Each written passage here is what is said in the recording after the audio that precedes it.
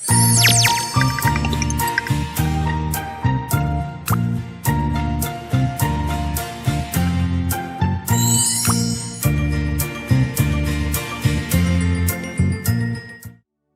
सभी को जय यीशु। आप सभी कैसे हो? आप सभी ठीक हो? अच्छा, खुश भी हो और एकदम स्वस्थ हो? Very good. मैं भी बिल्कुल ठीक हूँ और आप सभी को आज 3rd चैप्टर पढ़ाने के लिए तैयार हूँ। आप भी तैयार हो ना? Very good. आप बहुत अच्छे बच्चे हो। आइए हम छोटी सी प्रार्थना करते हैं और ईश्वर को हमारे मन को प्रकाशित करने के लिए निवेदन करते हैं। तो हम अपने हाथ जोड़े और आंखें बंद करें। हे प्रेमी पिता ईश्वर, हम इस सुंदर दिन के लिए आपको धन्यवाद देते हैं। हे हमारे सृष्टिकर्ता ईश्वर, हम आपको इस सुंदर जीवन के लिए धन्यवाद देते हैं। आज विशेष रूप से इस धर्म शिक्षा को सुन रहे इन नन्हे मुन्ने बच्चों को मैं आपके पवित्र हाथों में सौंपती हूँ। इनके प्रिय माता पिता और बंधुजनों को मैं आपके पवित्र हाथों में सौंपती हूँ। यदि परिवार में कोई भी परेशानियाँ हैं, बीमारियाँ हैं, हे ईश्वर, आप अपने चंगाई भरे हाथ से स्पर्श कर उन्हें चंगा कीजिए। हे प्रभु यीशु, आपने कहा है बच्चों को मेरे पास आने दो और उन्हें मेरे पास आने से मत रोको।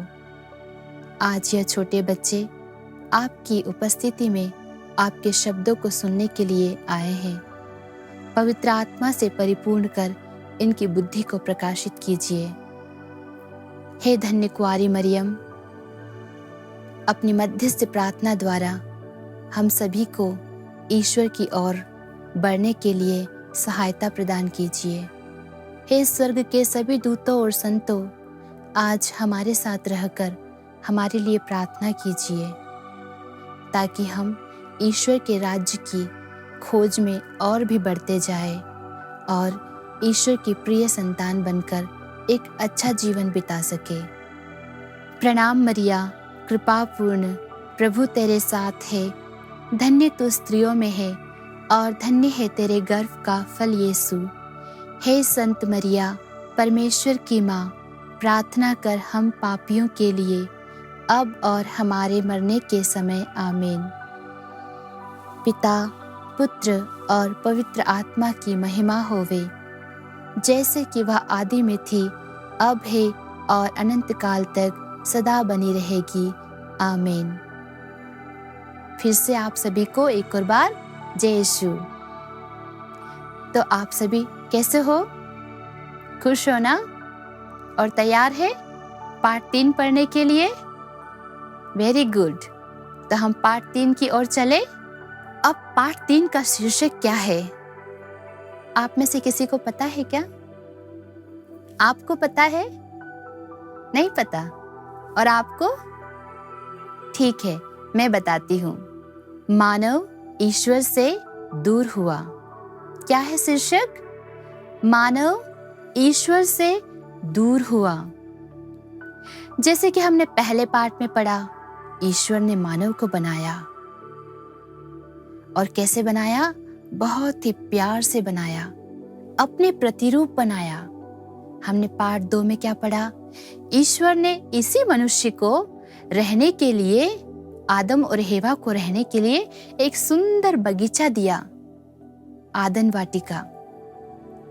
और आज हम तीसरे पार्ट में क्या पढ़ने जा रहे हैं कि ईश्वर से यह मानव कैसे दूर हो गया।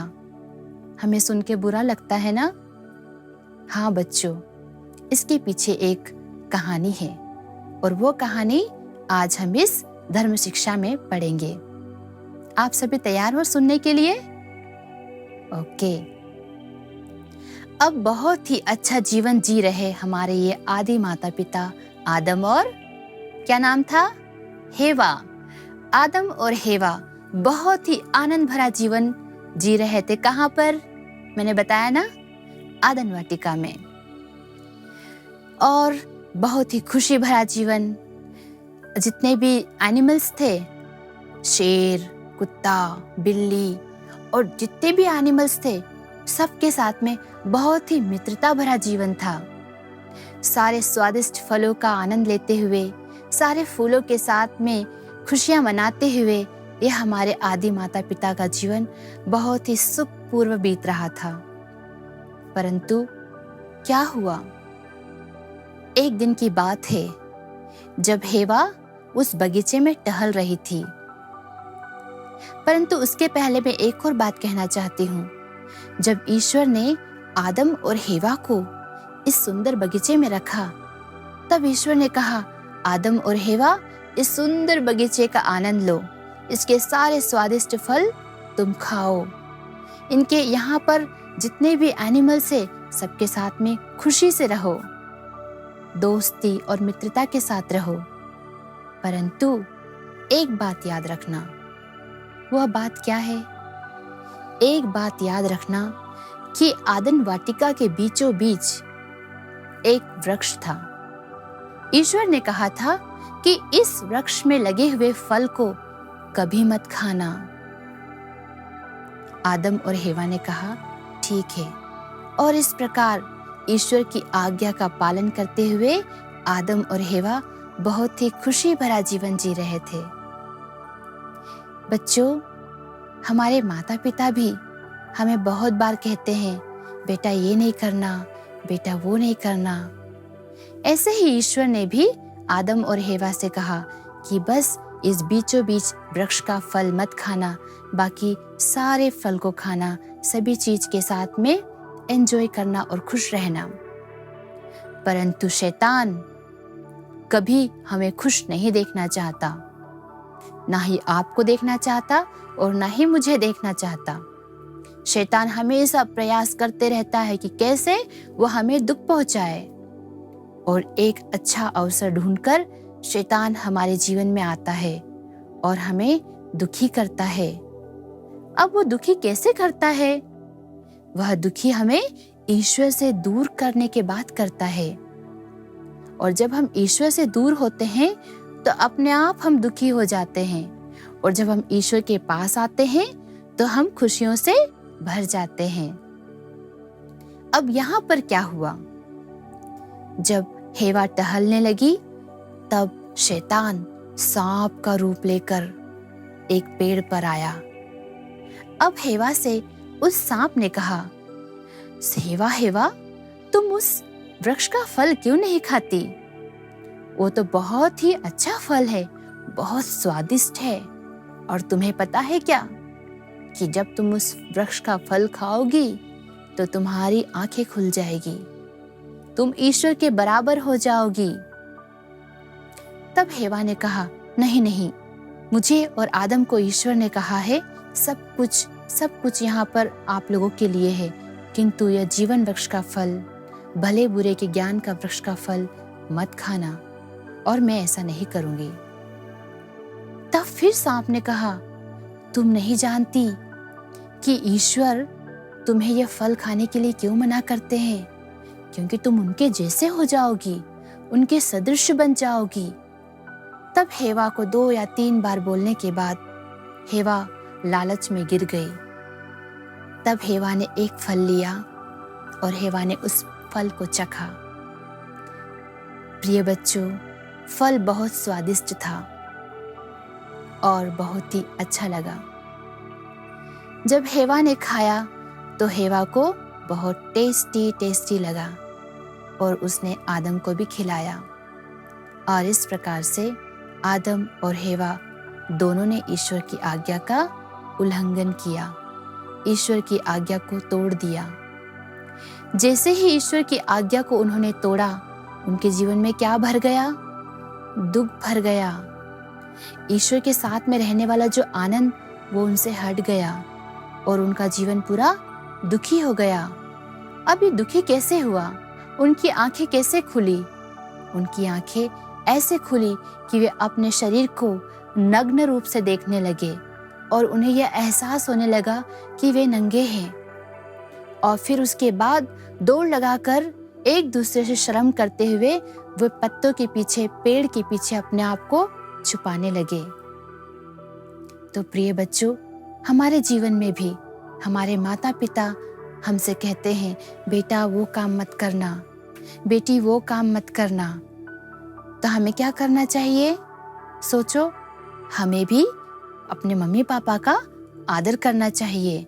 जब हम अपने मम्मी पापा की बातों का आदर नहीं करते हैं, उनकी आज्ञा का उल्लंघन करते हैं, तो हमें भी छुपना पड़ता है, हमें भी झूठ बोलना पड़ता है, और इस प्रकार से शैतान खुश होता है और हम ईश्वर से दूर हो जाते हैं। तो आज हम ये प्रतिज्ञा करेंगे कि हम अपने मम्मी पापा का, अपने बड़ों का, अपने दोस्तों का कहना मानेंगे और हम ईश्वर से दूर कभी नहीं जाएंगे। अब जब हमने इतनी अच्छी कहानी सुनी कि ईश्वर की आज्ञा का पालन नहीं करने से हमें क्या होता है? दुख मिलता है, दुख का अनुभव करना पड़ता है। जब माता पिता का कहना हम नहीं मानते हैं, तब भी हमारे जीवन में दुख आता है। तो हम आज प्रतिज्ञा करेंगे कि हम कभी भी अपने माता पिता की आज्ञा का उल्लंघन नहीं करेंगे।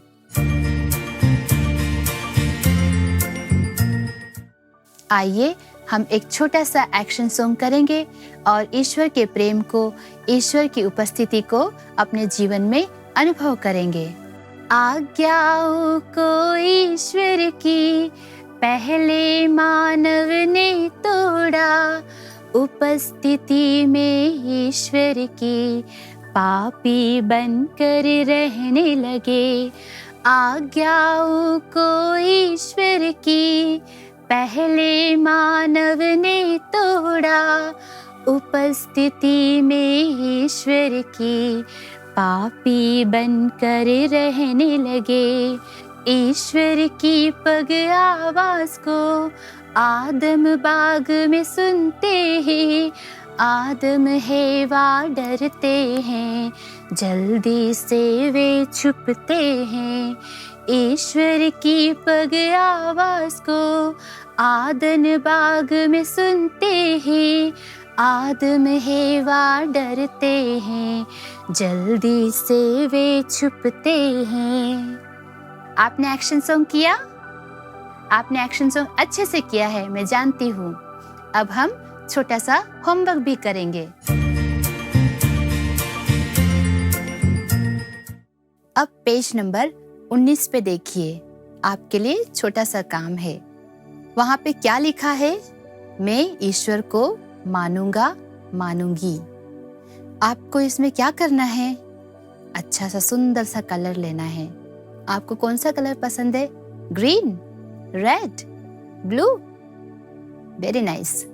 तो आपको जो भी कलर पसंद है, 3 बार लिखा है, मैं ईश्वर को मानूंगा, मैं ईश्वर को मानूंगी। और आप अपने सुंदर सुंदर कलर से इन तीनों लाइन में कलर फिल करना है। ओके? अब पेज नंबर 20 पर देखिए, वहां पर भी आपके लिए छोटा सा होमवर्क है। आपको होमवर्क करना अच्छा लगता है ना? हाँ, होमवर्क करना बहुत अच्छी बात है। हम होमवर्क किसके लिए करेंगे? ईश्वर को खुश करने के लिए। अब हम यहाँ पर 2 डिब्बे देख रहे हैं। पहले में लिखा है, मैं किन किन लोगों को मानूंगा, और यहाँ पर लिखा है पुरोहितों को, माता पिता को, शैतान को, गुरुजनों को। अब आपको पता है ना किसका कहना मानना है और किसका नहीं मानना है? अच्छा, शैतान का कहना मानना है क्या? नहीं। तो जहां पर लिखा है शैतान का कहना, वहां पे आप लिखोगे, मैं शैतान का कहना नहीं मानूंगा, नहीं मानूंगी। मैं गुरुजनों का कहना मानूंगा, मैं पुरोहितों का कहना मानूंगी, और मैं माता पिता का कहना मानूंगा।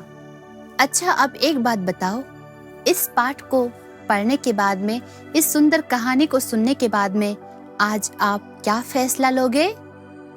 हमारा फैसला ये होगा कि मैं सभी बड़े जनों का, माता पिता का, गुरुजनों का कहना अच्छे से मानूंगा, मानूंगी। ठीक है?